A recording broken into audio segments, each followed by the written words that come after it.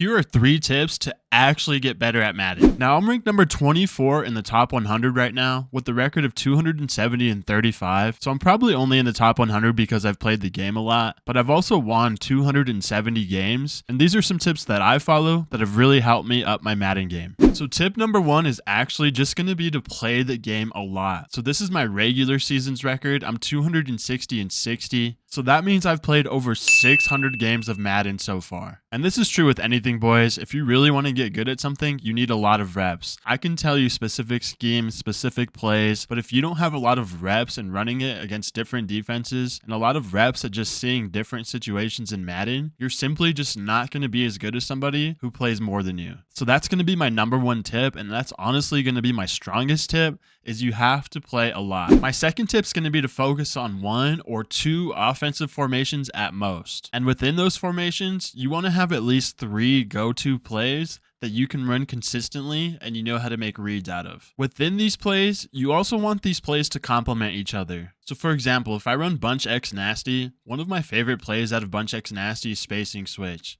Spacing Switch is really good because it has this glitchy halfback route that attacks the flats really well. So oftentimes I'll set up a play to make sure I attack the flat as my first read and then make progressions from there. When I'm playing someone good on defense who's going to start adjusting to what I'm doing on offense, I need to have plays in my bag that complement this play by attacking different parts of the field. So these 2 plays complement each other really well because they attack different parts of the field, and you want to be able to predict when your opponent's going to start adjusting to your initial play and then have a play ready to go that looks the same and is in the same formation but attacks different parts of the field. So that's going to be my second tip, boys, is pick a formation you really like and only focus on a couple plays out of that formation that complement each other. My third and final tip is going to be to actually start recording your games. Now, I know this sounds kind of sweaty and crazy, but the moment you start recording your games and going back and watching film on yourself, you're going to see yourself improve so much more. When I actually go back and watch games I've lost, I can see clear as day the reasons I lose, and then I'm able to adjust in the future and clean up those mistakes when those situations come up again. But if you don't go back and watch your games, you're simply going to continue to make the same mistakes, and then you're not going to grow as a Madden player. Now, I know it sounds sweaty and I know it sounds crazy, boys,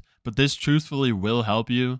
And I hope a lot of you guys take this to heart and actually start recording your games because it's really going to help you become better Madden players.